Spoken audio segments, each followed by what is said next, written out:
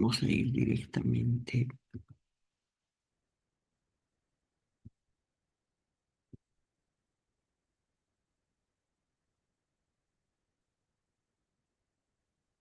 Bien.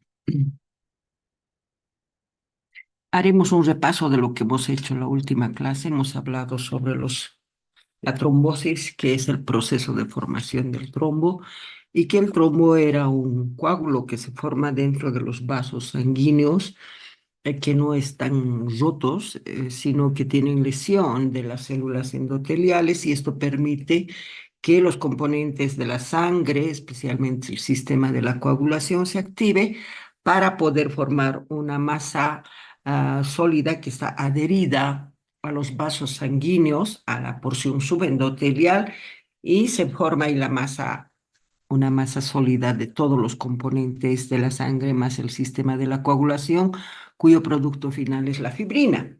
¿No es cierto? Entonces, eso habíamos hecho la anterior clase y habíamos visto de que existían trombos por su forma, trombos murales, trombos ocluyentes. Habíamos visto los trombos propagados, que son aquellos que crecen, que forman su cola siguiendo la circulación sanguínea en las venas y en las arterias. Los trombos también, la forma de los trombos hialinos, por su coloración, se diferenciaban también en trombos hialinos que estaban formados por pura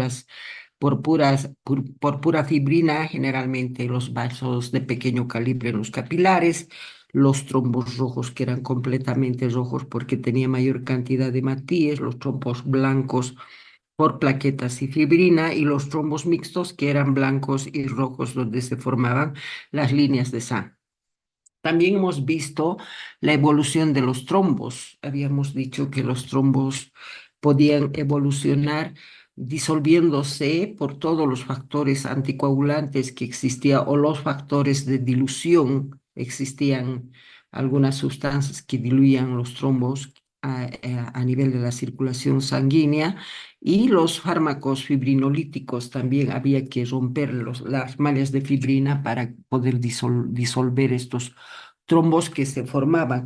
Los trombos recién formados eran los que se disolvían más rápidamente. En cambio, los trombos antiguos era más difícil de disolverse y desaparecer. Ujú.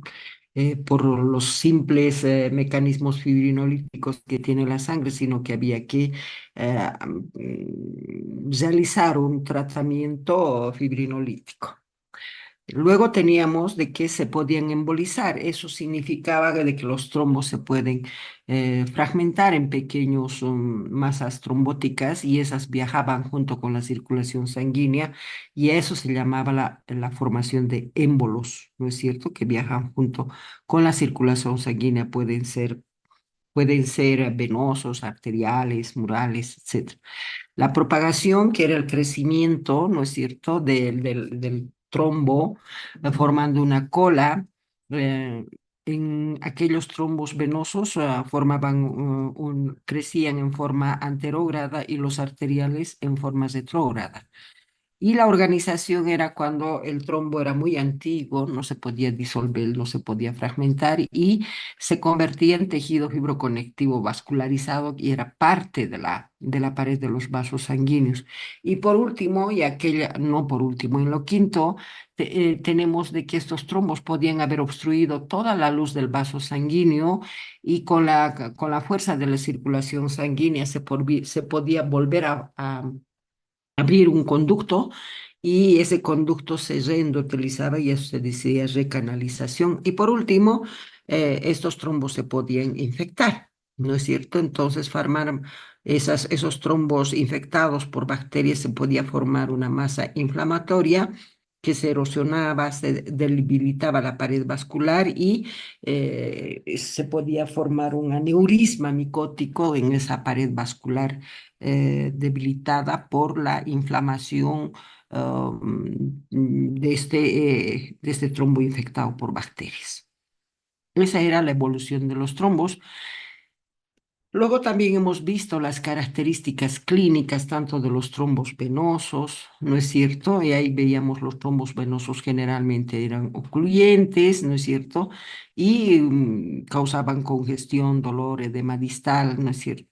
O podían desprenderse. Los trombos venosos son los que más se desprenden, especialmente aquellos que se encuentran en los miembros inferiores, y esos trombos que se desprendían formaban émbolos que iban a parar a los pulmones, y en los pulmones podían dar infartos y hemorragias pulmonares, ¿no? Entonces, estamos viendo de aquellas venas profundas que formaban trombos y que se desprendían para formar émbolos pulmonares, infartos y hemorragias pulmonares. Generalmente los trombos en las venas superficiales son ocluyentes, pero más que todo forman varices, dan una congestión local, tumefacción del miembro inferior, dolor, había infección de la piel, ulceraciones varicosas. Estos trombos que se encuentran en las venas superficiales casi nunca se desprenden, solamente ocluyen, llevándonos a la formación de los varices, que es la dilatación del vaso ocluido, ¿sí? En cambio, los trombos de las venas profundas, esas sí se desprenden, forman émbolos y llegan hasta los pulmones, entonces se llama tromboembolia pulmonar, que pueden causar infartos, hemorragias pulmonares, etcétera. También está asociada las características clínicas, están asociadas a una hipercoagulabilidad cuando hay una inmovilización por la éstasis de la sangre, los reposos prolongados en cama. La hipercoagulabilidad también está asociada a una insuficiencia cardíaca que altera el retorno venoso, ¿sí? Las lesiones vasculares pueden aumentar la síntesis en el hígado de los factores de coagulación, entonces eso también nos va a llevar a una alta probabilidad de que la sangre se coagule dentro de los vasos sanguíneos. En la gestación, eh, donde el retorno venoso está retardado, hay una éstasis y hay una disminución de la circulación sanguínea a nivel de las miembros inferiores, porque durante la gestación hay compresión del retorno venoso a nivel de la ingle, ¿no es cierto? Las células tumorales también tienen o secretan factores de coagulación, como el factor tisular, el factor 8. Entonces, también es la mucina un procoagulante, contribuye a la formación de tromboembolias. Cuando estamos hablando de las células tumorales, entonces también son propensas a formar tromboembolias cuando estas células tumorales. El cáncer diseminado se caracteriza porque da una tromboflebitis migratoria o síndrome de Trousseau. ¿Sí? ¿Qué es el síndrome de Trousseau? Es la tromboflebitis migratoria que se presenta en los cánceres de tipo diseminado. Luego tenemos los trombos arteriales o cardíacos. Estos trombos arteriales o cardíacos dan origen a émbolos, a infartos, cardiopatías reumáticas también están ahí. Entonces, cuando hablamos de émbolos, estos émbolos llegan a ocluir los vasos pequeños, como ser las arterias coronarias o las cerebrales, los infartos que pueden ser mortales, ¿no es cierto? Entonces, los trombos podrían ocluir todo el vaso sanguíneo, y eso nos va a dar infartos que pueden ser mortales. La causa para este tipo de trombos arteriales cardíacos que nos llevan a infartos está la arteriosclerosis. Ustedes saben muy bien que la arteriosclerosis es una lesión, lleva a una lesión endotelial y puede causar un flujo sanguíneo anormal. Los infartos cardíacos también se pueden producir alteraciones de las contracciones miocárdicas, puede haber una lesión endocárdica y se forman los famosos trombos murales o cardíacos. ¿Mm? Las cardiopatías reumáticas también provocan dilatación y fibrilación y forman trombos murales auriculares. La cardiopatía reumática es una causa para la formación de trombos murales auriculares.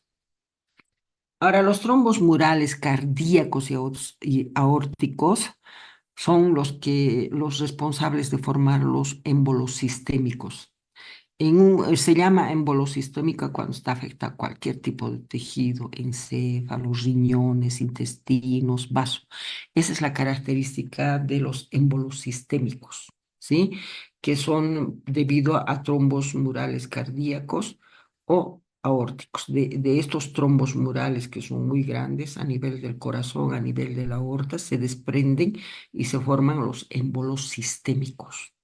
Esos émbolos sistémicos, como dice, sistémico todo el sistema circulatorio que pasa por todos los tejidos, nos van a dar émbolos encefálicos, en los riñones, intestino y vaso. Bien, esa es la evolución de los trombos. Ahora vamos a pasar a ver solamente émbolos. Si hacemos un recordatorio del concepto de émbolos, decimos que es una masa desprendida de un trombo, entonces va a ser una masa intravascular, ¿no es cierto? Desprendida de un trombo y que está transportada por la circulación sanguínea. Y esta masa desprendida del trombo que ha viajado junto con la circulación sanguínea se encuentra lejos del lugar de origen. Ese es un émbolo. Entonces, ¿qué es un émbolo? Es una masa desprendida de un trombo que está viajando y se encuentra lejos del lugar de origen. Eso se llama émbolo. Estos émbolos pueden causar disfunción, pueden causar infartos tisulares. Pero no solamente los émbolos son masas sólidas, pueden ser masas sólidas, masas líquidas, masas gaseosas. ¿Mm? Entonces, de estas sustancias sólidas, líquidas, gaseosas, se van a desprender del trombo. Cuando hablamos tromboembolia, decimos, bueno, ya, la tromboembolia es la fragmentación de un trombo y que está viajando junto con la circulación sanguínea y que se aloja lejos del lugar donde se origina. Eso se llama tromboembolia. Es una masa sólida. Pero podría ser también líquido, podría ser gaseoso. Por ejemplo, tenemos la embolia del líquido amniótico, la embolia gaseosa, vamos a verla, por ejemplo, en los buceadores, que es frecuente la embolia gaseosa, porque estos buceadores se encuentran a una presión muy alta, a una presión de oxígeno muy alta, y se sumergen rápidamente y no le dan tiempo a que se diluya esos trombos gaseosos, ¿no es cierto? Y se van a desprender así como masas gaseosas y van a ir a ocluir los tejidos. Entonces, estamos hablando de ese tipo de fragmentos tisulares, fragmentos gaseosos, o también puede ser líquidos que no sea la sangre, como el líquido amniótico, ¿no es cierto? Todos esos que están viajando por la circulación sanguínea nos van a formar émbolos. Bien, tenemos varios tipos de émbolos, entonces vamos a ver el émbolo pulmonar. Los émbolos pulmonares generalmente se producen por el desprendimiento de un fragmento del trombo, por eso se dice tromboembolia pulmonar, ¿sí? ¿A qué llamamos tromboembolia? A la fragmentación de un trombo y ese fragmento va circulando junto con la circulación sanguínea y se encuentra lejos del lugar donde se ha originado. ¿Sí? Y cuando esos tromboémbolos se encuentran generalmente en los pulmones, vamos a ver ahí la tromboembolia pulmonar. ¿Sí? Bueno, esta tromboembolia pulmonar más o menos causa, dice, unos 100,000 muertes cada año en Estados Unidos. Y miren, las tromboembolias pulmonares se originan en las venas profundas de los miembros inferiores, son de origen venoso de las varices de los miembros inferiores.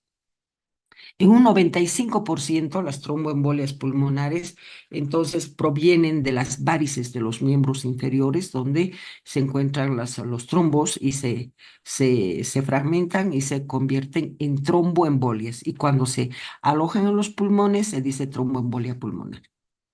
¿Sí? Bueno, ¿cuál es el mecanismo de la tromboembolia pulmonar? Hay venas eh, profundas y venas superficiales en los miembros inferiores. Estamos hablando de la formación de trombos en las venas profundas. Estos trombos formados en las venas profundas de los miembros inferiores son los que se desprenden y viajan junto con la circulación sanguínea y se convierten en émbolos, que son transportados la mayor parte a la cavidad derecha del corazón. Entonces, pasan por la aurícula, pasan por el corazón, por la cavidad derecha, pasan a la arteria pulmonar, donde se alojan y pueden formar los émbolos en silla de montar. Ustedes saben que la arteria pulmonar se bifurca en dos ramas, derecha y rama izquierda, ¿no es cierto? Entonces, en esa bifurcación se pueden depositar los émbolos y formar émbolos en silla de montar. ¿Sí? Cuando llega a la bifurcación de la arteria pulmonar principal. O puede pasar por la ramificación arterial de menor tamaño y llegar a los pulmones, formar tromboembolias pulmonares. Es frecuente que se produzcan múltiples émbolos, ¿no? Provocan múltiples émbolos, como si se estuvieran sembrando pequeños émbolos en todo el parénquima pulmonar. ¿Sí? Entonces, el émbolo venoso puede pasar por la cavidad derecha a las cavidades izquierdas también, especialmente cuando hay esos ductus, las comunicaciones arteriovenosos, ¿no es cierto? Cuando hay una comunicación de las cavidades derechas a las cavidades izquierdas. En ese caso, a través de estos ductos, lo que era una tromboembolia venosa se convierte en una tromboembolia paradójica. Quiere decir que estos trombos que estaban viajando por las venas van a aparecer en las cavidades izquierdas y se van a convertir en embolias sistémicas. A eso se llama embolia paradójica. Repito, cuando estos trombos venosos se encuentran en las cavidades derechas, cuando encuentran esa comunicación de cavidades derechas a cavidades izquierdas, entonces van a pasar por estos ductos y se van a alojar en las cavidades izquierdas y se van a convertir en embolias paradójicas, que quiere decir que van a llegar al sistema arterial. Eso se llama embolias paradójicas. ¿Cuáles son las consecuencias funcionales de las tromboembolias pulmonares? Los émbolos pulmonares son generalmente pequeños, en un 60%, y no causan sintomatología porque son pequeñitos. Con el tiempo, estos émbolos pequeños, que pueden ser el gran porcentaje, forman tejido fibroconectivo, se fibrosan, o pueden ser parte de la pared vascular. Y si son parte de la pared vascular, forman placas fibrosas friables.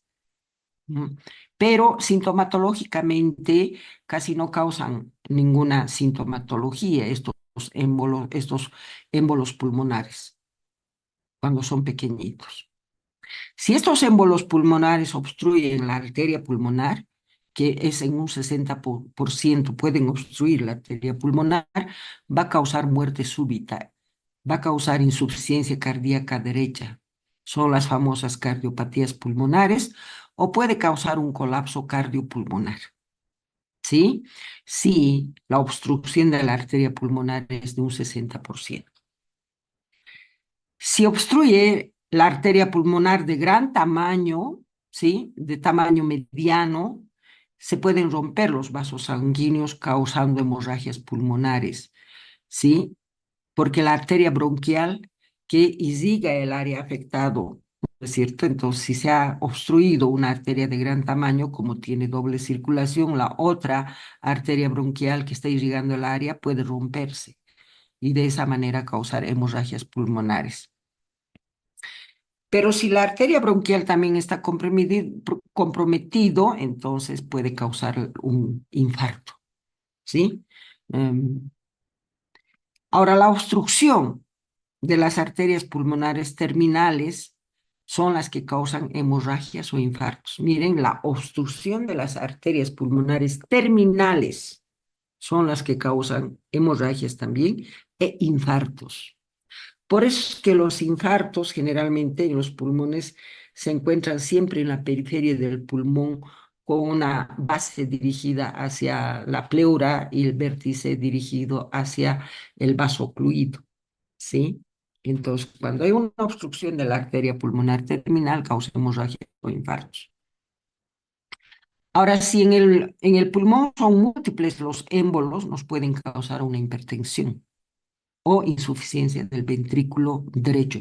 Todas esas son consecuencias funcionales que se presentan por la presencia de trombos pulmonares. La tromboembolia sistémica. El 80% de los émbolos sistémicos quiere decir que está en todos los vasos sanguíneos, ¿sí? El 80% de los trombos, de los émbolos sistémicos provienen de los trombos murales cardíacos. Los trombos que se forman en el corazón y en las grandes arterias se dicen trombos murales, porque son grandes. Entonces, estos trombos se fragmentan y se convierten en émbolos sistémicos en un 80%. Las terceras partes de estos émbolos sistémicos están asociados a los infartos, es decir, tanto de la pared del ventrículo izquierdo. Y una cuarta parte está asociada a la dilatación de la aurícula izquierda y a la fibrilación auricular. Este tipo de tromboembolias sistémicas se originan en aneurismas aórticos, se originan en aquellas placas ateroscleróticas, se originan en las vegetaciones pulmonares, ¿m? Y también en los trombos venosos cuando se convierten en embolias paradójicas. O sea, cuando los trombos venosos pasan a la circulación arterial, entonces vamos a tener la tromboembolia sistémica. Eso quiere decir embolia paradójica. Del 10 al 15% son de origen desconocido este tipo de trombos sistémicos y el 75% terminan alojados en los miembros inferiores y el 10% se alojan en el encéfalo, intestinos, riñones y vasos. Como es sistémico, entonces podemos tener también estos émbolos en los miembros inferiores, en el encéfalo, y el intestino, riñones y vasos, pero en un 10% nomás. Más en el 75% se alojan en los miembros inferiores, la tromboembolia sistémica. ¿Cuáles son las consecuencias clínicas de esta tromboembolia sistémica? Depende de la vulnerabilidad del tejido afectado a la isquemia. O sea, ese tejido tiene que ser muy vulnerable a la isquemia, ¿sí? Pero también depende las consecuencias clínicas del calibre de los vasos sanguíneos, si es un vaso sanguíneo de gran calibre, de mediano calibre, de pequeño calibre. Ahí van a haber consecuencias clínicas mayores, menores o eh, sin importancia. La presencia o ausencia de la vascularización colateral. Por ejemplo, cuando tienen vasos colaterales, cuando se obstruye un vaso, entonces el vaso colateral va a solucionar el problema de isquemia de la porción del tejido que ha sido afectado por la obstrucción del émbolo. Pero por lo general el resultado de este tipo de embolias sistémicas es el infarto tisular. Bien, esa es la tromboembolia. Haciendo un recapítulo, ¿qué es la tromboembolia? La tromboembolia es la fragmentación la fragmentación de un trombo y que ese fragmentito está viajando junto con la circulación sanguínea y se encuentra lejos del lugar donde se ha originado. Se pueden desprender, más que todo se desprenden los trombos venosos de los miembros inferiores, de las varices, de las venas profundas de los miembros inferiores, que se forman ahí los trombos. Estos se desprenden y nos van a dar tromboembolias pulmonares, pero que también estos, cuando atraviesan de las cavidades derechas a las cavidades izquierdas del corazón, se pueden convertir en tromboembolias sistémicas o arteriales, ¿no es cierto? Y nos van a dar todas las consecuencias clínicas que hemos visto aquí, dependiendo de la vulnerabilidad, del calibre y de la presencia o ausencia de la vascularización colateral, nos van a dar diferentes sintomatologías. No solamente tenemos como émbolos sólidos o masas sólidas que están viajando junto con la circulación sanguínea, que sería la fragmentación del émbolo. También tendríamos masas sólidas que viajan junto con la circulación sanguínea, fragmentos de hueso, por ejemplo. Los fragmentos de hueso nos van a dar embolias también de masas sólidas que se pueden presentar especialmente en las fracturas de los huesos largos, en las fracturas de la cadera, etcétera, etcétera. Ahí pequeños fragmentos de hueso pueden ganar la luz de los vasos sanguíneos y convertirse en émbolos sólidos. ¿Sí? Luego tenemos la embolia grasa o medular. ¿Qué es la embolia grasa o medular? Es la presencia microscópica de glóbulos de grasa o médulas o médula ósea en la vascula, que se ve más en la vasculatura pulmonar. Es donde más se ve en los vasos sanguíneos de los pulmones, estos presencia microscópica de glóbulos de grasa o de médula ósea. Generalmente esto es diagnosticado a través de la autopsia porque sintomatológicamente casi pasan desapercibidos, o es difícil de diagnosticar. Entonces, ¿qué es lo que tenemos que hacer?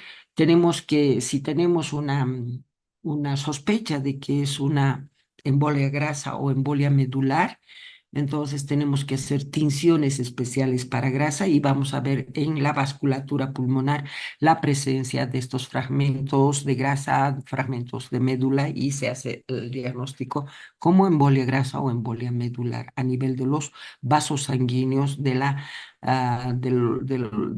tejido pulmonar. ¿Cuáles son las causas para que haya embolia grasa o medular? Las causas son las fracturas de hueso, fracturas o desprendimiento de partes blandas, y durante las quemaduras se pueden presentar este tipo de embolias grasas o medulares. ¿Cuál es el mecanismo para la embolia grasa o medular? Por ejemplo, tenemos aquí la fractura de los huesos. En la fractura de los huesos generalmente se rompen los sinusoides vasculares o venulares, entonces permitiendo la entrada de fragmentos de médula ósea, de tejido adiposo, a estos vasitos sanguíneos sinusoidales, ¿sí? A los vasos sanguíneos, y posterior llegada a los pulmones. Entonces, por eso es que el diagnóstico se hace siempre demostrando la presencia de tejido adiposo, de fragmentos de médula, fragmentos de tejido grasa, fragmentos de médula en los pulmones con tinciones especiales para grasa. Son hallazgos accidentales y solamente se hacen hallazgos cuando se hacen autopsias. ¿Mm? Carecen de consecuencias clínicas. El 90% de las personas con lesiones óseas graves forman émbolos grasos y el 10% son simples hallazgos clínicos. Eso es bien importante. ¿Cuál es el síndrome de la embolia grasa? La minoría de los pacientes presentan la siguiente síntomas. La minoría, por eso es difícil de diagnosticar, solamente se diagnostica en un gran porcentaje cuando se hacen autopsias. Em, Insuficiencia pulmonar. La minoría presenta este tipo de insuficiencia pulmonar, sistemas neurológicos, anemia, trombocitopenia. ¿m? Pero estamos hablando de un 5 al 15% es mortal este tipo de embolias grasas o medulares. De 1 a 3 días de la lesión traumática, o sea, si ha habido un paciente que ha tenido fractura de los huesos, no es cierto que ha comprometido partes blandas o pacientes con quemaduras, entonces de 1 a 3 días eh, aparecen en forma brusca taquipnea, disnea, taquicardia, irritabilidad, inquietud, que entonces ya hasta puede llegar al coma, síndrome confusional y coma. Al tercer día, entonces se presentan estos síntomas en forma brusca.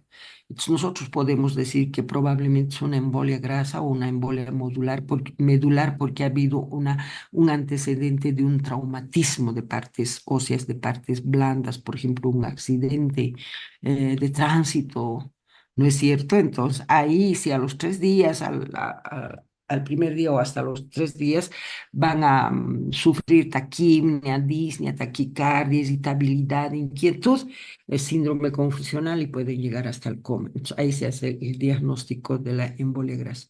Estos pacientes tienen una gran tasa de mortalidad del 10%. ¿M? Entonces, el diagnóstico es bien difícil. Realizarlo se tiene que hacer siempre bajo un estudio de autopsias.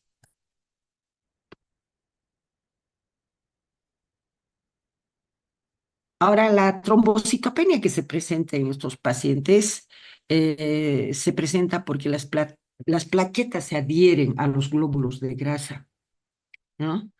Y después se produce la agregación o secuestro de las plaquetas en el vaso también. O sea, las plaquetas se adhieren a los glóbulos grasos o hay secuestro de las plaquetas a nivel del vaso. Este proceso está en relación a los exantemas petequiales, que es útil para el diagnóstico antes de que el paciente muera. Hay una formación petequial distribuida en todo el cuerpo por la trombocitopenia. ¿Qué quiere decir la trombocitopenia? Disminución de las plaquetas en la circulación sanguínea. ¿Por qué? Porque todas las plaquetas están adheridas a los glóbulos de gasa o agregadas y secuestradas en el vaso, ¿no es cierto? Entonces no hay plaquetas, por lo tanto, fácilmente estos vasitos sanguíneos van a sufrir hemorragias. Por eso hay exantemas petequiales, que es un diagnóstico importantísimo para hacer, o un signo importante para hacer el diagnóstico. La anemia, también se puede presentar anemia. ¿Por qué se presenta anemia en este tipo de pacientes con embolia grasa? La anemia por la agregación de los eritrocitos a los glóbulos